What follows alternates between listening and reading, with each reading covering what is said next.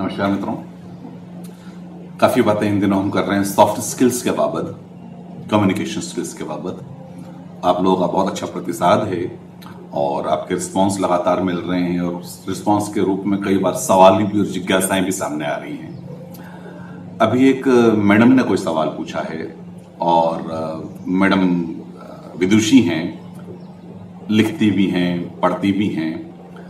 उन्होंने पूछा है कि जितनी बातें मेरे जहन में होती हैं उतनी मेरी ज़बान पे नहीं आने पाती। कई आर्टिकल्स लिखती हैं और शायद मुझे नहीं पता वो कविताएं भी लिखती हों, या कविता आर्टिकल के बदले अगर वो किसी कैनवास पे कोई चित्रकारी करती हों। ये सारी अभिव्यक्ति की सृजनात्मक आयाम है, लेकिन ये आयाम अंतर्मुखी आयाम है।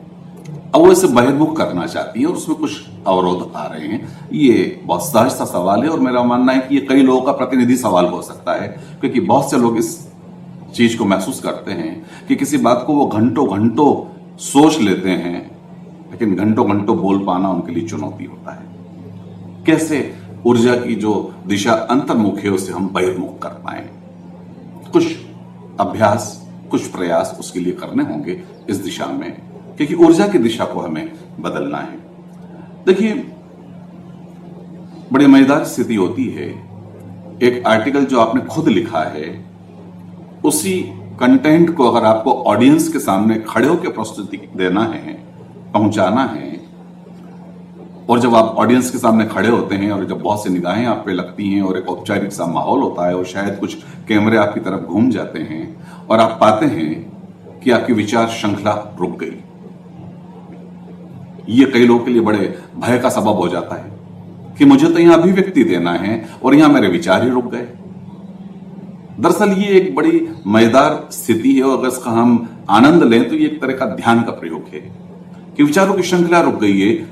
हमारे साथ अनुभव ये है कि हमारे विचार कभी रुकते नहीं, श्रृंखला सतत बनी रहती है, और अगर वो रुक जाती है तो लोगों के लिए कुछ नई स्थिति होती है और नई स्थिति कई लोगों के लिए भय का सबब हो जाती है, क्योंकि उस स्थिति में जबकि उन्हें विचारों का प्रवाह चाहिए होता है और वहां नो माइंड की स्थिति में किसी रूप में वो आ जाते हैं। एक बात। दूसरी बात ये कि दूसरे तरह के बैरिकेड्स वो महसूस करते हैं, संकोच के, झिझक के, रिफ्लेक्सेस के एक्टिवेटेड न होने के कारण भाषा में प्रवाह की कमी वो महसूस करते हैं।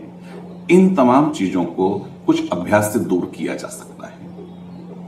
पहली बात तो ये कि जो आपने लिखा है वो आपका है, और हमारी ह्यूमन साइकोलॉजी ये है कि हमें अपनी चीजों से विशेष लगाव होता है। मेरे मोबाइल का नंबर मुझे याद नहीं करना पड़ता, मुझे याद हो जाता है। मेरी कार का नंबर, मेरे वाहन का नंबर अलग से कभी याद रखने की जरूरत नहीं पड़ती। जब वाहन का नंबर हमें मिलता है और वो हमारा है इसलिए हमें याद हो जाता है। किसी और के वाहन का नंबर हमें याद हो ये जरूरी नहीं होता। तो मुद्दा यह कि वो जो आर्टिकल आपने लिखा है, आप इस भाव के साथ खड़े होके घर में आईने के सामने उसे बोलिए कि मैं ऑडियंस के सामने बोल रही हूं। शुरुआत में चूक हो जाएगी, लय गड़बड़ा जाएगी, विचार बिखर जाएंगे, लेकिन ये थोड़ा सा अभ्यास अगर हम करेंगे तो फिर विचारों में एक लय आने लग जाएगा, हमारे रिफ्लेक्सेस साथ देने लग जाएंगे। जैसा मैंने पहले भी कहा कि बॉडी के रिफ्लेक्स के लिए हम अवेयर हैं, लेकिन लैंग्वेज के रिफ्लेक्सेस के लिए अमूमन जो है वो चीज जरा निग्लेक्टेड रह जाती है। तो लैंग्वेज के रिफ्लेक्सेस को जगाने के लिए खड़े होके लाउड रीडिंग काफी सहयोगी हो सकता है, और जो आपने लिखा है अगर आप उसका रीडिंग कर रहे हैं तो वो आपसे और ज्यादा जुड़ा हुआ हो सकता है। घर में हम इस तरह का माहौल रख सकते हैं कि जो आपने लिखा है परिजनों के सामने उस भाव को आप खड़े होकर साझा कीजिए। एक अपना कोई इस तरह का क्लब हो तो वो बड़ी मदद कर सकता है। आपकी मित्रों का समूह, जैसा मैंने पहले भी कहा, वो आपकी मदद कर सकता है।